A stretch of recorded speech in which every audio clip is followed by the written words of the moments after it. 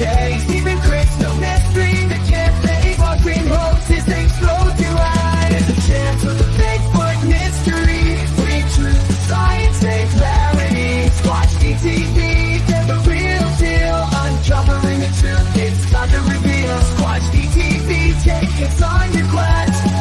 Find a legend, put the rumors to rest. Squatch-D they're on the case. Even Chris, no mystery, the can't fake. While green hoaxes explode to hide. There's a chance for the Bigfoot mystery. Bring truth, science, and clarity. Squatch-D they're the real deal. Uncovering the truth, it's time to reveal. Squatch-D take us on your quest. Find a legend, put the rumors to rest. Welcome to Squatch-D where the truth is first before all else. Join your hosts, veteran investigator, TV personality, and author Steve Kulls, and from the Kentucky Bigfoot Research Project and the Kentucky Fried Fixes channel, Chris Bennett. Sit back and prepare to take yourself on a journey with the longest-running Bigfoot podcast, Squatch-D. Here are your hosts, Steve and Chris.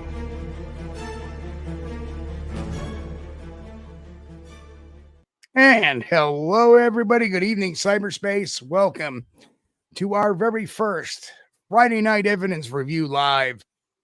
It's May 24th, 2024. I am your host, your guide, the Squatch Detective Steve Kulls, along with my co-host right down there, Mr. Chris Bennett. Hello, Chris. Steve, good to see you, man. What a rough couple of days it's been, man. It's just been a roller coaster ride.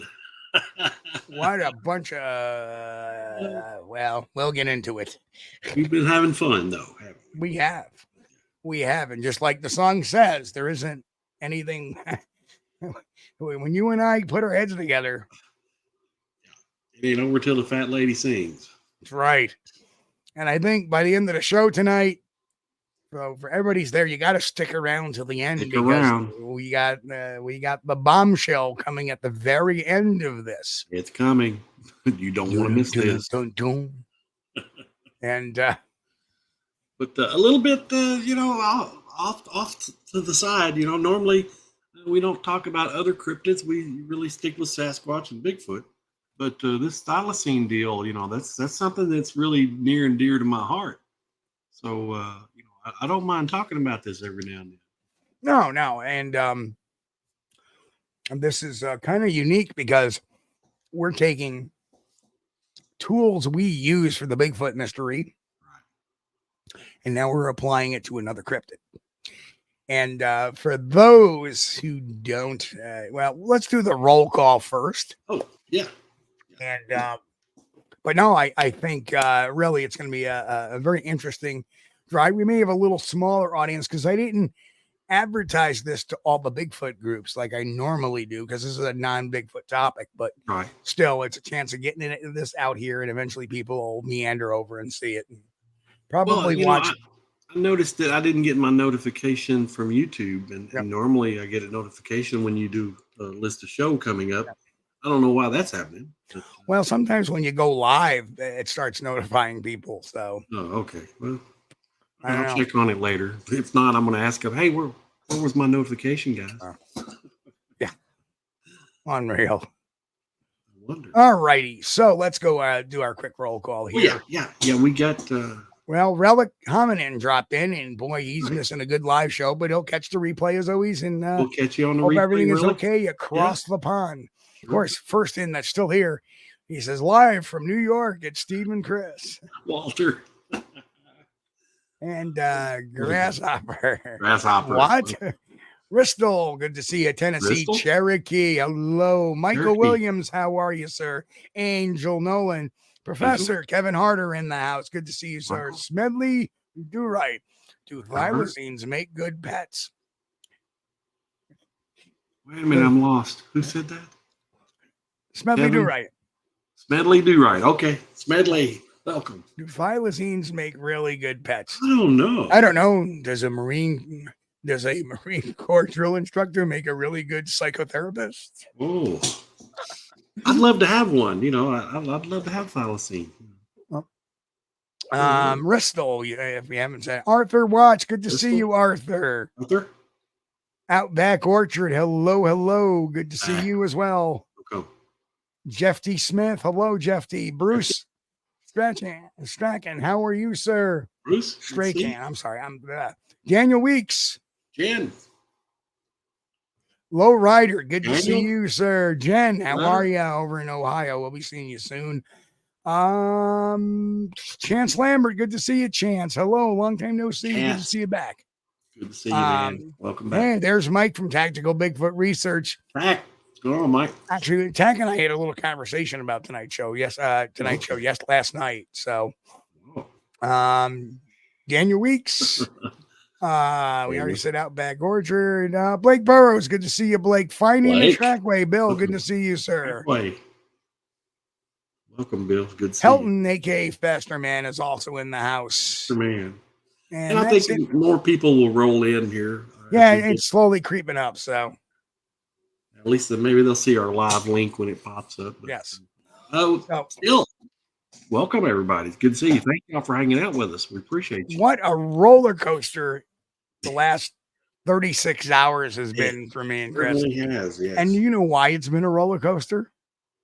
Oh, I know, but go ahead. Because I didn't follow my normal procedure. These photos came out, and I didn't really want to spend the hour watching the video. So I just started looking at the pictures, and I started looking at them more and more and more. And I'm like, so we'll get into this. Right. Yeah.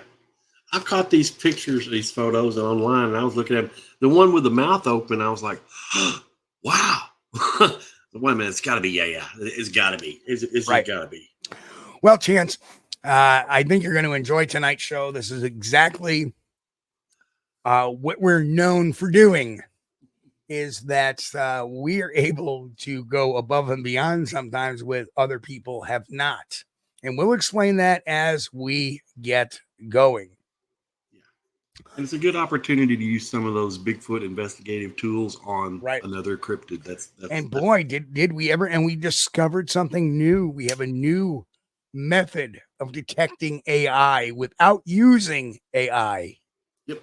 Imagine Sorry, that. AI guys. It's not going to happen. Go ahead and make your AI Bigfoot stuff and send it out. We'll look at it. So let's do this. So this all started when this gentleman by the name of Henry, and Henry is from Chicago. Let's remember that. Not Henry May. Not Henry May, but this guy named Henry contacted Forrest Galante, the adventure biologist on Discovery Channel. You see every once in a while, popular YouTube channel. And he's the one that had the skull that was bad. No, that wasn't Forrest Galante. What, it wasn't Forrest? No. Okay. That was Coyote Peterson, I think. Okay. There's another guy, Coyote Peterson. Yeah, he has stuff bite him and stuff like that. That's not Forrest Galante. Forrest Galante is a biologist. He's a real deal guy. Yeah, that one with the Gigantopithecus or the gorilla skull. I was like, I saw that and I was like, they got me for a minute. It didn't get me. I didn't even pay attention. I always let things marinate for a few days before I even get involved with it sometimes. Well, it made me look at it. Okay. Yeah. I didn't even look at it. So anyway, now people are going to ask, how did I get this screenshot? Well, if you watch that interview, see, again, there's my investigative skill. All right. So I looked at all these photos, and then I watched the interview, and I pulled out my notepad, and I'm right here. I don't need it, but here's all the notes I was taking. Yeah. Right. And then all of a sudden I noticed that for a brief second, he showed the message. Yeah. I missed it. Right. Yeah. It was only for like half a second. Yeah. So I got it. I got a screenshot of it, and that's going to play a very important role down the road. Right. But anyway, Henry is from Chicago. Emails Forrest Galante, hey, I got this buddy of mine who went on vacation in Tasmania, and he got these amazing pictures of these thylacines and this thylacine, and he sends him several of the pictures, and there is some other stuff going on, but we'll talk more about that in a second.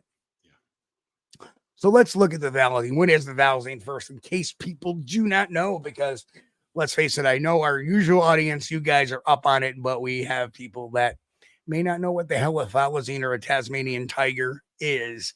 And it was a carnivorous marsupial that lived in Tasmania, mainland Australia, and New Guinea. And it had a distinctive dog-like like body, a stiff tail. Its tail was very stiff.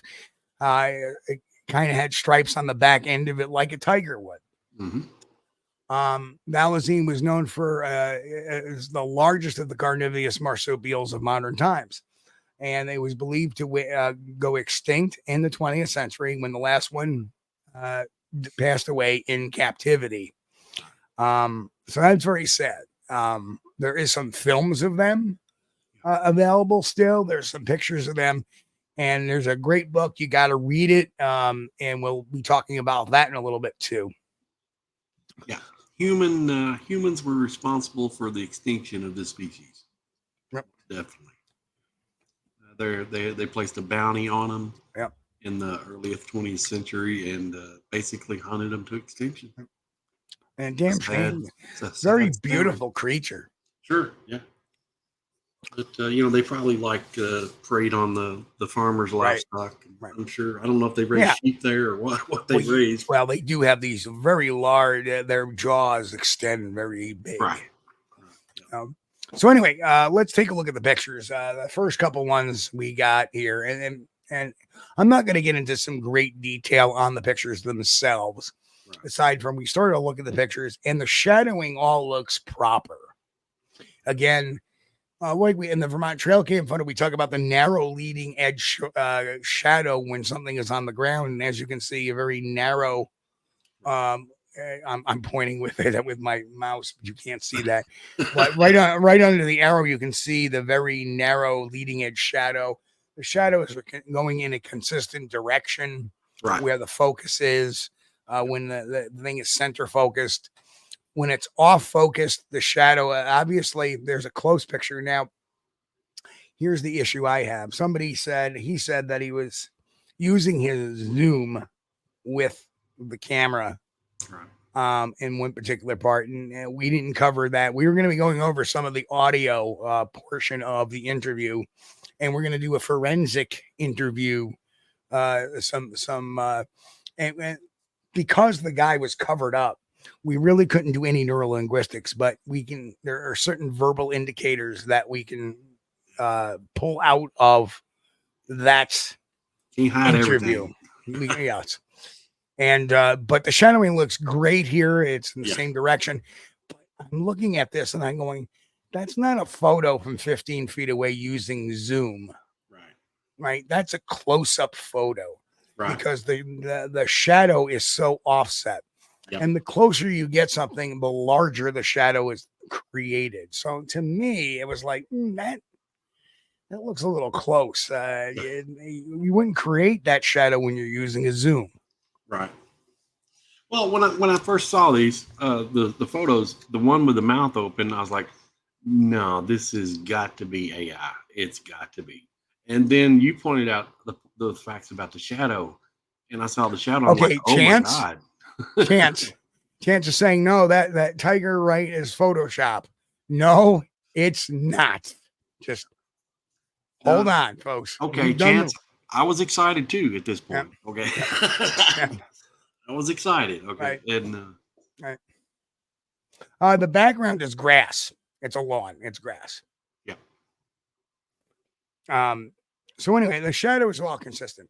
So the next thing we did was we were going to put to the test the error level analysis test. Now, if this is a CGI, okay, but I wanted to know if maybe ELA would work with artificial intelligence, how it would work.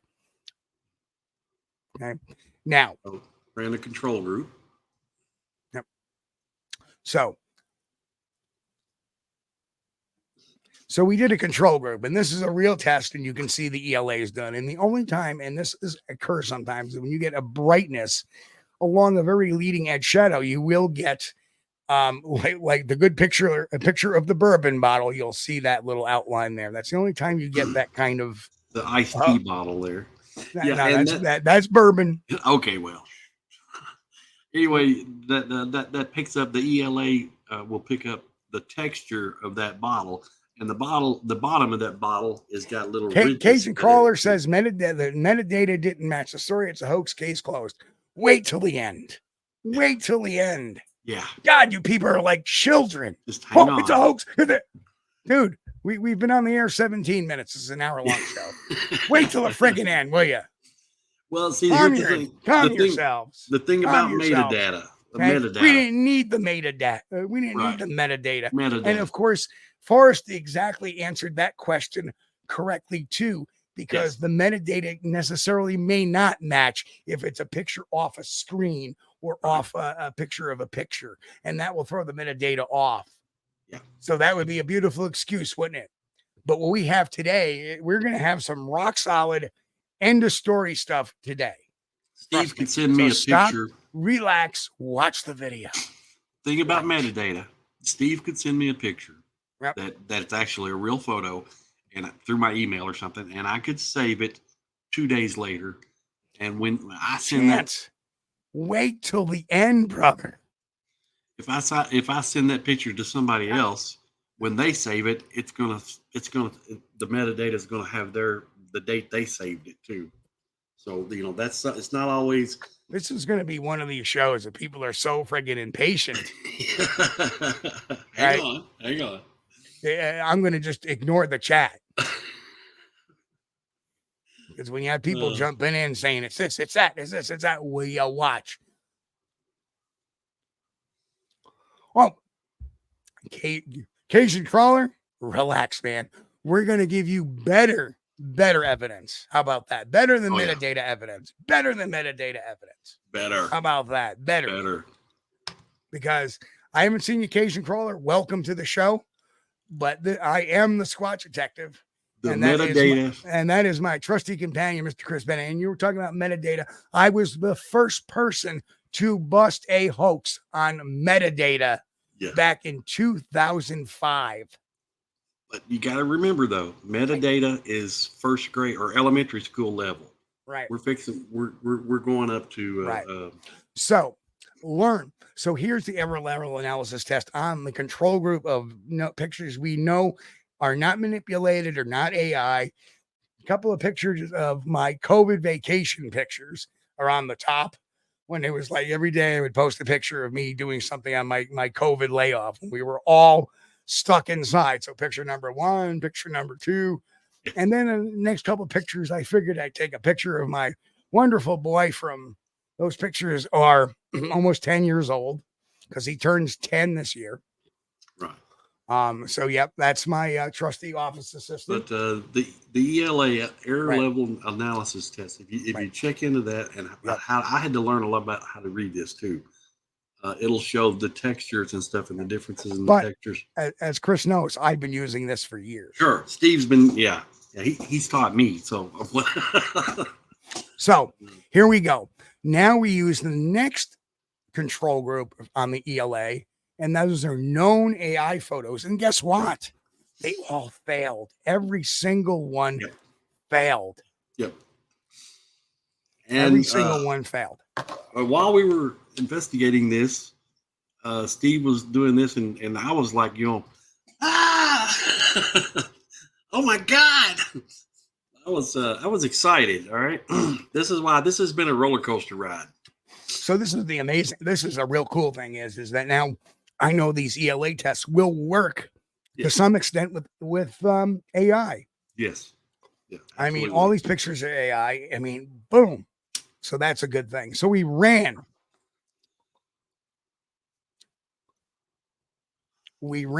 Actually, Chance, go to Wikipedia. They have a picture with a thylacine that has its mouth open, and it's pretty wide.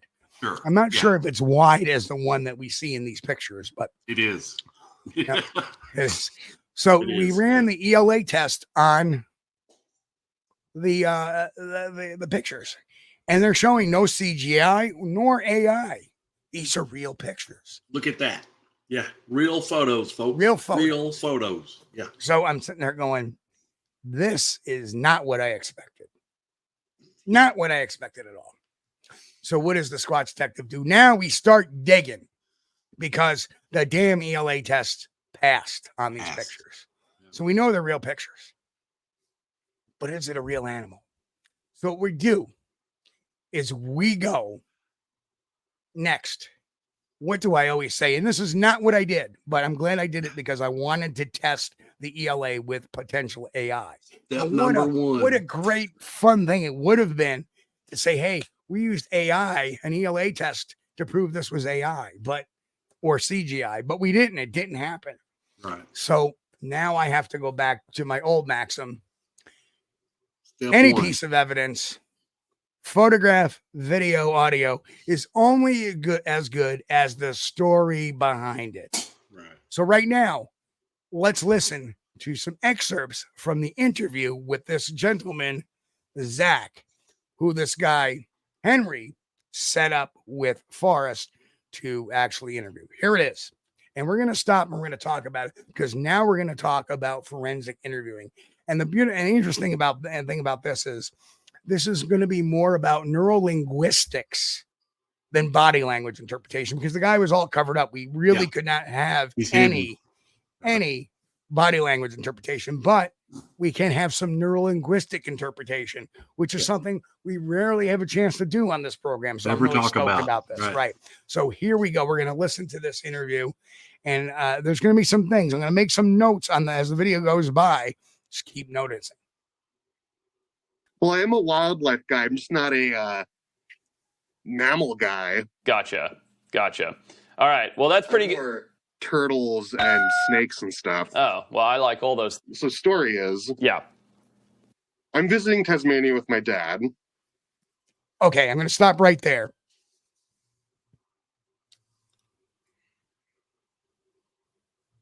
Step one. He starts off with, well, the story goes. Now, being an interviewer and interviewing thousands of people over the last 35 years, I've never heard a first-person witness ever say the story goes. Right. He's not talking. Starts out with, well, I blah, blah, Right. blah, blah, blah. Exactly. He's not talking. He's not talking about something that happened to somebody else. The minute I heard that, the ears went. Yeah. So I'm like, okay, the story goes. Now we'll continue on. And now we also said something about the turtles. Remember the turtles, folks. Remember the turtles. Turtles. You know, because we have family down in Tasmania. Yeah. Where does your family live? Now They live in the area near the Snowport. That's what it's called. Upper Snowport, what it's called. Okay, so it takes him 10 seconds to figure out where the hell he was in Tasmania. 10 seconds, and then he gets it wrong to begin with. Right? Yeah. So what is it, Stowe Park or Stovepipe or whatever the hell it is? Oh, upper. Right? So he gets it wrong. And we know why. We know why, but we'll get to that. Problem number 2. Called. Okay. Sorry.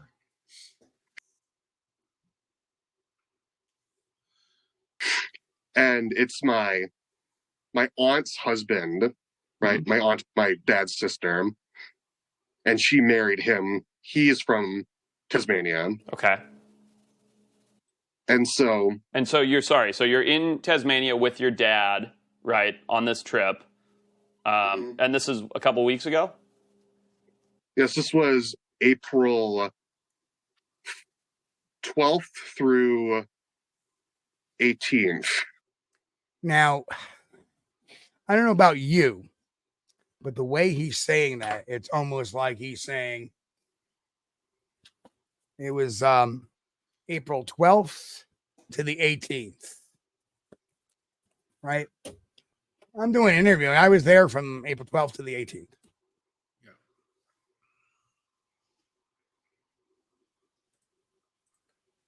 On the side of the road, there's a dog.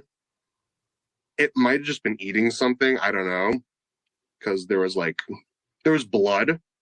So either it got clipped by something or it was eating something. Okay. Okay, so look how long this guy took to put that out there. Now, it's very natural when you have somebody that's lying or building a story to be very slow, very disconjuncted. And he's not talking. He's it was eating, right? Because he's trying Wheels are turning, trying to keep the story straight. He's Right. trying to do all that. So we get out. I've got my flashlight, Yep. my phone. Okay, I got my flashlight, my phone, right? So there's a mistake. On my phone. And my dad has like an actual flashlight, Yeah. a real one. Yep. And it was like lying on the tarmac, or it was in the bushes? It was half on the tarmac. Okay. That makes sense. That's why we were. Which the pictures don't show that. Pictures showing it laying in grass. Right. And so we crossed the street. We got our flashlights. Again, we got our flashlights. Not the phone. We got the flashlights. So at first, I got my flashlight out, I got my flashlight out. and then I got my camera out And then I got my camera out. Well, I thought he was using his iPhone. That's what I thought. See What how, he said. and then he corrects himself. my dad brings up the actual flashlight was which is a lot brighter than the iPhone. Of one. course. Yeah, of course. Okay, so let's think about this. I mentioned this to Chris earlier. You're on a vacation for a week, and they are actually, again, this is an edited version. They're going to the airport from their relatives, Right. which coincidentally he called them. He didn't say my uncle. He said, "Well, my aunt's husband has a farm out there, a property out there, lives in Tasmania," which made no sense to me because why don't you just call him your uncle? Yeah. Just saying. But anyhow, Well, Move that could point. be explained with family small, issues. yeah, though, small you know. small point. But let's think about this. You're driving from this thing by just you and your dad, and you're driving to the airport. Where'd the flashlight come from? Because you certainly didn't bring your car over from the United States, No. right? Last I knew, well, maybe it's just something that they have flashlights in rentals, but why would why would his dad be carrying a flashlight when you're going to the friggin' airport to go home? Right. But see, now that is part of the story that still we don't know. Was his dad living there and he went to visit his dad? No, he said, as the story goes, you'll hear that when he gets asked about the flight, that him and his dad flew out there. Okay. Well, crap. Yep. Of course. I thought it was a dog up until it opened its mouth, Okay. and it made the shriek sound. Uh-huh. Made this like shrieky, almost like a meow. Can you mimic it? I mean, I'm trying to put you on the spot here, but can you do it? Like, what did it sound like? Like kind of like a. It's pretty good. Sounds pretty cool. Now, again, the big thing is, according to this great book, The Last Tasmanian Tiger, written by Robert Paddle in 2020, said the observers of the animal in the wild and in captivity, said when it was alive, noted that it would growl and hiss when agitated. And as far as the other kind of vocalizations, it would have a yip yap type of call, and sometimes it would have like a wailing call if it was trying to call over long distances, but it never had a meow like a fox would almost. So again, okay, I get your chance. It's got to be a possum. It's got to be a possum. Everything that is not a cryptid is a possum or a porcupine. Porcupine. There you go. Porcupine. It's a porcupine, not a It possum. is a marsupial porcupine. This audience is stuck on animals that begin with P. We've had the platypus, we've had the porcupine, now the possum.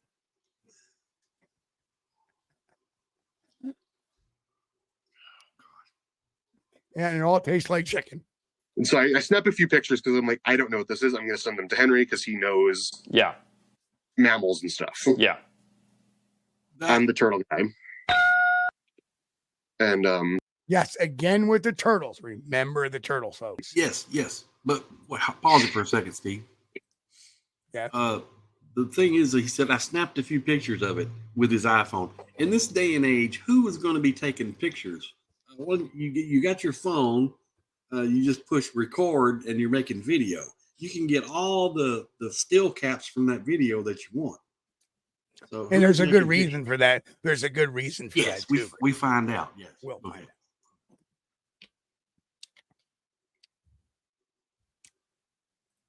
he thought it would belong to the people whose farm we were near. And again, if you hear the entire interview, they're on a desolate road, haven't seen anybody for hours, right?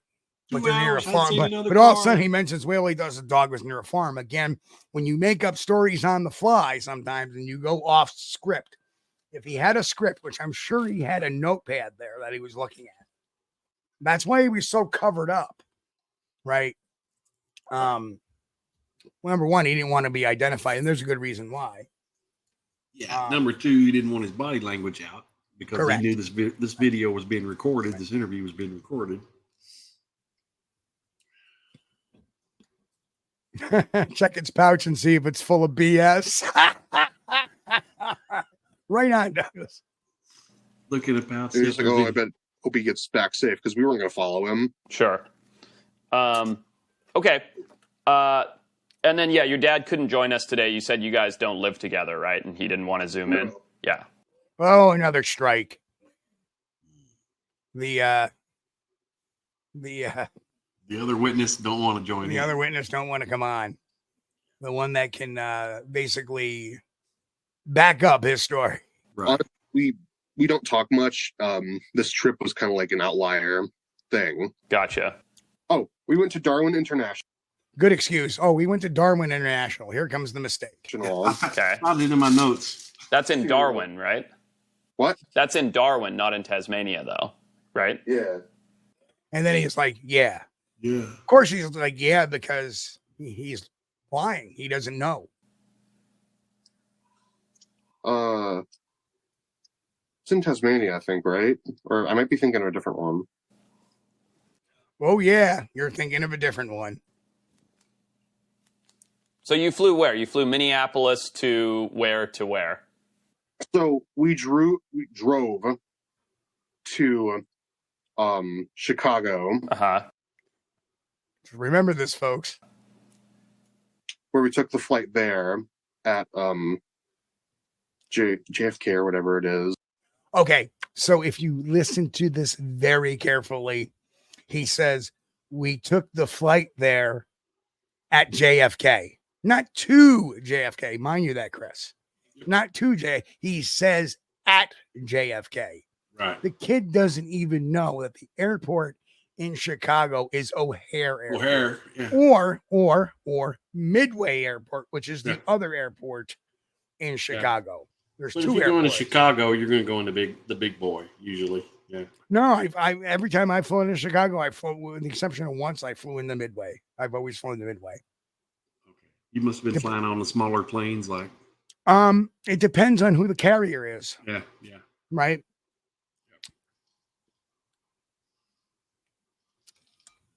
Oh my God. No, I didn't get tricked and made this into a show. Shut up, Chance. Hang on, Chance. Just hang on. I bet you, Chance, are you the type of guy that buys a brand new mystery novel and first thing you do is open it up and read the last 3 pages? You can't do that. I want to know how it ends before, in case I. You got it. You got to start at the beginning, bud, and work your way through. That's how. Okay, here we go. Work. Go ahead. Flew to Australia. Yep.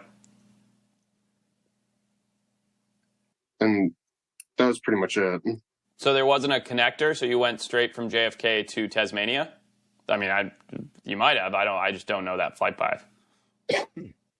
There wasn't a connection, no. Gotcha. pretty straightforward trip. Gotcha. Okay. Which is why Dad will not do anything with a layover. Gotcha. So it's just you just went New York to Tasmania. Yeah. Gotcha. Because yeah, Darwin International Airport's in Darwin, which is in mainland Australia. Are you thinking of maybe Hobart? Yes, Hobart. Okay. Gotcha. That's Okay, so there we have it. Now, again, the father didn't want any layovers. Okay, so that's why he said, we drove to Chicago at JFK. They never took a flight to JFK. I think Forrest completely lost that. This kid didn't know his geography. The kid probably really is from Minneapolis. And he has no idea what airport is in Chicago or whatever. Right. And, he's one of those, right? He's a gamer. And, yeah. And his father, doesn't like layovers. So they flew directly from Chicago to but even so, there are no direct flights from Chicago to Hobart. There are no direct flights to Chicago to anywhere in Australia. There are no direct flights to anywhere in Australia from JFK either. They have layovers. You do have a connecting flight somewhere else, right? Yeah. Right. And how many people, just out of curiosity, how many people in the chat room have ever flown in a plane and you're on a vacation somewhere and you don't know what airport you stopped at? Anybody? Right. No. I know exactly what airports because I'm panicked. Like, oh God, I got to find gate so-and-so, gate 53. Where's it at? Oh my God. That's half an hour walk down that way. Well, you got 15 the minutes. kid eventually figured out where he was staying. Yeah. But he ended up, going to Australia. And then he was about, not only that, he was about 2,000 miles away from his destination. So what did they do? Swim? But when they rode thylacines across the ocean and they got to Tasmania. That's probably what it was. Right. So now we're done. Let's get back to the. So I'm sorry, guys. I mean, we're being kind of a little rude about his story here, but it just don't add up. That's the thing. That's what we're getting at. Right. So now we know the story's bold. And there was a guy by the name of Red Wing, has a YouTube channel, does a lot of gaming stuff. But he is from Tasmania. And he did a video and he pointed out this guy by the name of Archisuchus, who had been apparently building these models of thylacines, and his artwork is really extensive. It seems like it's the only thing he does. He's got quite a following on Twitter, and he makes these animals and sometimes these fantasy animals and whatnot. And for the last several months, he's been talking about the thylacine. And when somebody pointed out that this guy, God, he's making all these models and yada, yada, yada. And it just coincidentally, he posted pictures of the thylacine a day Forrest cut his interview. And my goodness. But Archisuchus says, it's not me. I didn't do this. Says, this isn't my art. The timing is coincidence. And it's not me in the vid. I don't believe in Forrest after the Jawbone incident either. Right. So now he's getting a little snippy. No. And then, again, and then he posts like the next day, oh my God, look at this. He's kind of taunting people. And then he says, I'm 80% sure they basically, ripped his doll images somehow. Right. And then he continues to taunt. Yeah. Do I do it better than Forrest? And then he, put his pictures out there again, trying to taunt Forrest Galante a bit. Right. Well, here's the thing. Look at those models that he has there on the right-hand side. Yeah. Right. Yes, and Chance, I thought that was a bit kind of weird myself, not my art. Right. Instead of saying, hey, I did not do this. right? That's not my art, right? But yet here are some production pictures of him working on his Thylacine model.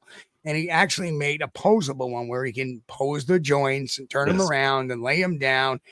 And he is not my fart either.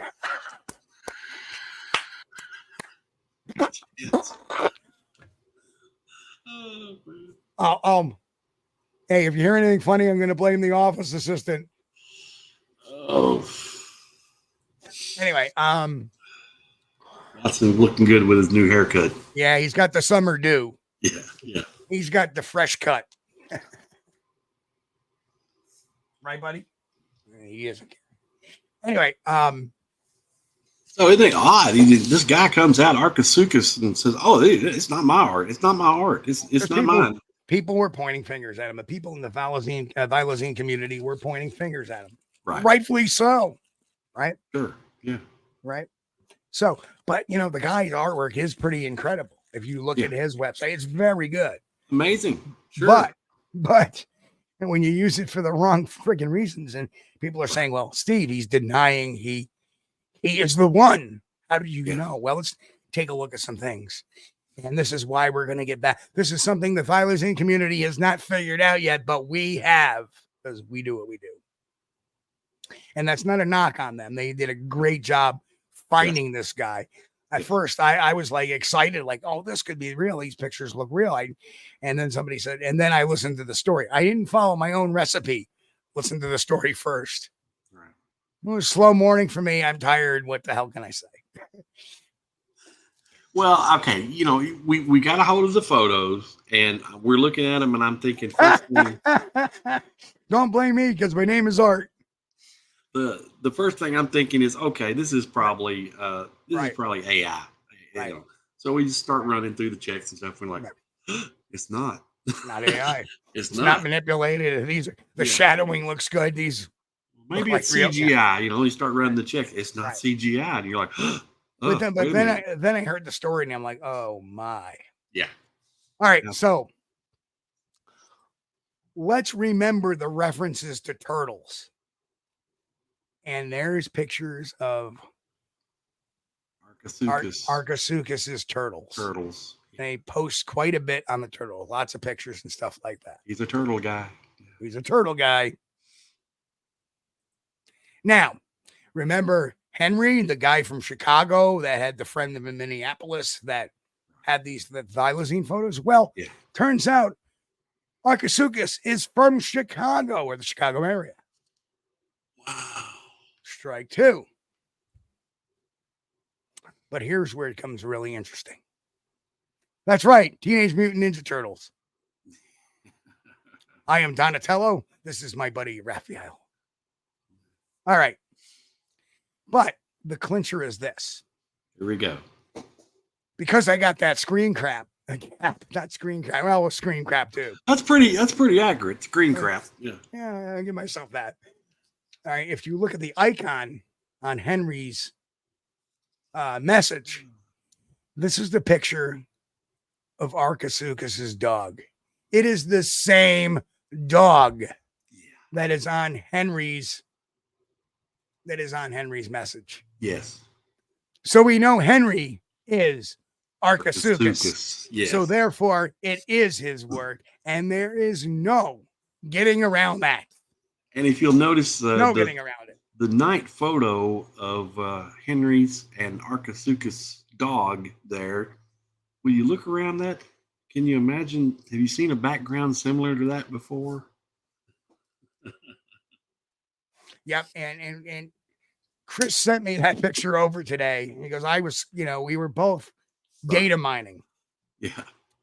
And we're like, Chris sent me over, hey, I got a picture of the dog. And oh my Lord, look at that.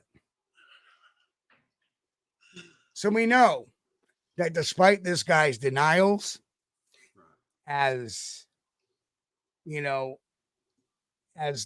as it was having those models, here is the evidence that, and good Lord, I'm glad I had that eye to catch that screen cap, right? Yeah, I missed it. I did. And that's the reason why I think a lot of the other communities haven't really picked up on that. But here it is. This is the clincher. This is why we know that this is Archisuchus's work. Right. Apparently, these are real photos of a real puppet. Mhm. Exactly. That's why they passed the ELA. That's why they didn't have Yes. CGI on them, because they were Yes. real photos. They were Right. just not photos of the real creature. They were Right. photos of this creation this guy has done. And coincidentally, back in September of 2023, he wrote this wild story about the big bird man in Chicago, yada yada yada. And some cryptid teams picked up on it, and they realized that, oh my God, and they figured out that it was a hoax because of this Archisuchus guy. Right. Here we are 9 months later. Now he's doing this with the Thylacine in a much more flagrant way of doing this. And I think the person who was being interviewed was probably from Minneapolis, was probably an internet friend of Archisuchus, or maybe he's just a friend nearby, maybe they're together.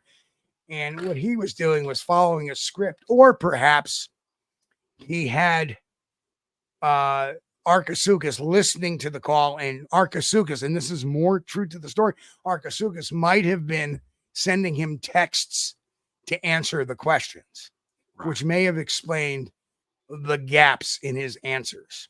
Well, there's one thing, though, that kind of ties them together. Both of them are turtle guys. Right. So that was him, but the only thing is we don't have a photo and we don't have a likeness. That may be part of the script, the tee behind him. If he asks you if you know about animals, say no, you're a turtle guy. Right. Right. So we don't know. We don't know anything about this other guy's background. The only one we know a little bit about the background is Archisuchus, and he is this phenomenal model maker of sure. You know, amazing. You got to give it to him. Good work. Right. Not necessarily a good use of it, but it was good work. Well, here's the thing. I definitely invited him on tonight's show. I have not heard from him. I did send him a message via Twitter, and he did not answer, because that seems to be his main platform, or X, if you want to, if you will. Right. And so this is the bottom line. Forever now, we can put to rest. We know who this is. I mean, that is definitely the dog, and it's Henry's icon, and not a very well thought out hoax, is it? It's the little things, the little things that they miss a lot of times. That'll give them away. Exactly. It's like having a flashlight in a car going back to airport on vacation, makes no sense. I've had rental cars before, and I never saw a flashlight in any of them. Nowadays, I've never even seen a GPS in them, to tell you the truth. But. And, one of the things that got me, but, he was using his iPhone, admittedly. He used the iPhone, and he was using the flashlight, apparently, on the iPhone. And when he used this to snap pictures, you would not have done that. You would have punched video, and you would have got video of it. Right. But why is he going to take pictures of a dog on the side of the road in the first place? Right. I thought it was a dog, so it had been hit, so I'm taking pictures of it. No. And so that is the story on that. So that is the crux. I'm glad we got it done in the time frame we did. Yeah. But like I said, though, the last day and a half or so has been a roller coaster ride of highs and lows. And again, hats off to the folks in the Thylacine community. Sure. That pointed us to Archisuchus. Right. I was just glad that I could follow through, and they put the runners on the base, and I brought them home with proving that it was Archisuchus by this very screen cap, and by getting the dog pics up and saying, "Hey, how come Henry's screen cap is the same thing as Archisuchus's dog?" Right. Because Henry is Archisuchus. Think about it. He's from Chicago. Archisuchus is from Chicago. Yes, right. All makes sense. And it gets you could go a little further if you want to get it. This is already done. Okay, this is the end of it. But if you had wanted to go another route by matching the thylacine stripes on the model Right. that Arcasuchus built to the stripes on the photographed thylacine. You'll find those to be an exact match as well. Chance, I don't know I know what you mean. We all fell for this mess. No, What, that we started researching it and just blowing it off? No, this is what we do. This is what we need to do as investigators. right. Right? This puts it to rest. It doesn't leave it to come back in 5 or 10 years. No, the only times that I was getting excited was when the first thing I thought was obviously AI. And then when it passed that, it's not AI. We thought, well, okay, then it's obviously CGI. And when it passed that it's not CGI, that's when I started getting a little excited. And, because the only other choice you got is, okay, you've got a real photo, so that whatever is shown in that photo is actually a real thing. There is something. Let me explain something. A lot of people, yes, I like to do the analysis second after looking at the story. For whatever reason, I did it the opposite way around. But the thing is we did not run with the story saying that this is real because of X, Y, and Z without looking at the story, which is what a lot of friggin' people do. Mississippi skunk ape, the Independence Day footage, all of that stuff. So you got to look at the story, both sides of the story. Yeah. That's right. It was Colonel Mustard in the study with the stuffed platypus. So while you're investigating something, there may be times where you get excited, and this was one of those times. But as you can't say, okay, well that means we stop right now. No, you've got to keep on and look into it deeper. Yep. The Thylacine community was on it, and we did not publicly fall for it. No. But what we could say, but there were a lot of people saying it was CGI, it was AI, and it wasn't. No. And that's what I did was when people started saying that, and if I was thinking, let me run it through these tests. Oh my God, it's not. It's not. They were doing it based on just looking at it, going, that's got to be AI, and that's something we don't want to do as a Bigfoot community. Because you figure 99.9% of the times, if you get a photo that looks too good to be true, it's going to be something created on a computer. Right. My point is that we need to be objective on everything. We, just because somebody points at something and says it's AI, well, we got to run it through its tests. We got to run it through the background. We got to run it through all of that. And that's what we do on the evidence review show. What would you like? And this is a big story. So we figured out this story gained some traction. Let's take a look at it. Yeah, it's a subject that's it's near to my heart too, because I have a special consideration for animals that we have actually made go extinct. Right, and I don't think anybody fell for it. I think once they heard, they heard the story, they watched the video, and they heard that kid talk, they're like, oh, this is not right. Right. And they started looking at it from a boots on the ground aspect, which is great too. Yeah. Right. Yeah. And then they were like, well, there's this guy that's making these models, but he's denying it. Well, you're right, Bob. The one thing that we did notice too, that there was no blurring in it. Like if a thing ran or moved, there was no blurring. But he did send it, but I didn't show the blurry pictures. He did send Forrest several pictures that were blurry, and I think he was purposely blurring them to like show motion and stuff like that. Yes.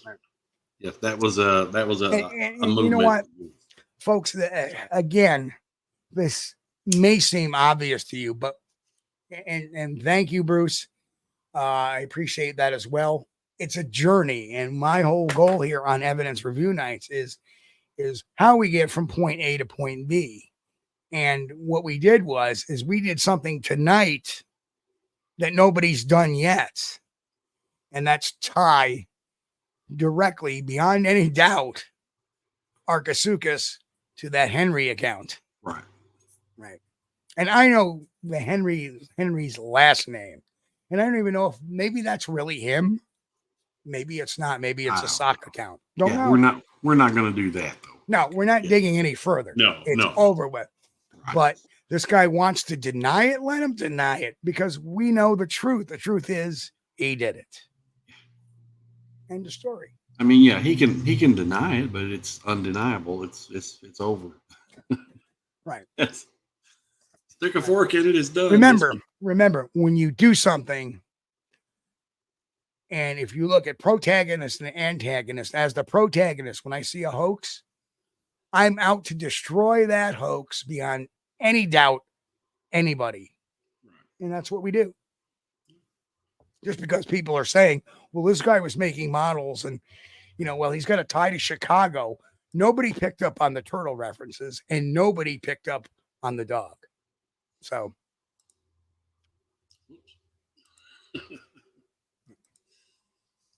And you're right. Tackle tactician. Yeah, Chance, you got to prove a false claim. You got to prove everything. You got to prove it's a hoax. You have to prove it's real. And sometimes we all know proving it's real is a lot harder than proving a hoax. Yeah. Now, I would have loved to be able to bring everybody the news tonight, and Steve would have loved it too, that this thing is real. That would have been wonderful. I would have been excited. But as it turns out, no. And when I heard the story, and Forrest did a great interview. Sure did. He picked up on a lot of things. He didn't make a mistake. The one mistake was giving him the Hobart name. Well, I don't want to sound critical of Forrest. No. He was not doing a forensic interview, Steve. No, absolutely not. No. And when you talk to somebody like that, you need to do a forensic interview. Something is that you need to do a forensic interview, and you need to learn that. And part of the first process of learning that is by understanding the psychology of people that make claims, whether it be real, whether it be not real, whether it be a hoax, whether it be a misidentification. You got to understand the psychology of that. And that's why I'm announcing that in just 1 week's time on Amazon.com will be The Psychology of Bigfoot, my new book number 4, coming out. Manuscript was uploaded today. It's processing. It's off on May 31st. But anyway, that's the show for tonight, folks. Yeah. But I want to thank everybody for coming in here. And, like I said, it's not a Bigfoot hoax, so it's kind of a fun little... the cryptid detective. God, Ninja. Oh. The cryptid detective. Oh, this is kind of a little bit off to the side of our normal view that we look. Well, Chance, I know you haven't been around, but I've been kind of fighting an injury, and I'm getting better every day. Yeah, Steve got ran over by a semi truck twice. Once wasn't good enough; they had to get him twice, and it still didn't kill me. Did we get him? No, back up again. Finish the job. Damn it, we still didn't get him. He's still kicking. Run over him again. Oh man, it's terrible. I'm sorry, Steve. I shouldn't joke about that, but just hang in there, bud. So I love that. Cajun Crawler asked me, where did I get my psychology degree? Well, let me explain something to you, Mr. Cajun Crawler. I appreciate that question because I answered that in the introduction to the psychology of Bigfoot. And that is, I am a trained forensic interviewer. Since 1994, I've been conducting forensic interviews. I've interviewed over 2,000 criminals, over 1,000 witnesses since 1988. And part of the forensic interviewing process is learning psychology, motivations, norms, body language, behaviors, what causes people to say what and why and how, all of that. I've also taken neurolinguistics courses. So we explore psychology together. And being in this for 25 years, I have encountered hundreds of Bigfoot witnesses, real, not real, and otherwise. So take it for what it's worth. Oh, yeah. Well, we better get out of here, Steve. Again, thanks, everybody, for joining us tonight. We appreciate you. And we're going to do a show Sunday, Steve. Steve. What's that? We're going to do a show Sunday. We Squatch sure TV are. regular show. Okay. 9 p.m. Eastern, Sunday night. Oh, hang on. Chance asked me, tell me got hurt. Yeah, I have. Chance asked if I got hurt. Yeah, I have 4 bulge discs. 3 of them are in contact with my spinal column, all in my cervical area. Ugh. So got my first shots. Yeah. I got my first round of shots a couple of weeks ago, and they're starting to feel. I'm starting to feel a little bit better, but they wear off. But I'll be getting another series of shots next month. Ablation shots, chemical ablations. See if they work, and if they work, then they're going to go with the real deal ablations. So that's the story there. So that's why I haven't really as active in May, because. You know, between chiropractor, physical therapy, going to, I got an orthopedist appointment now. I've been going to pain management. It's been a lot of fun, but I'm able to walk. I'm able to do my stuff.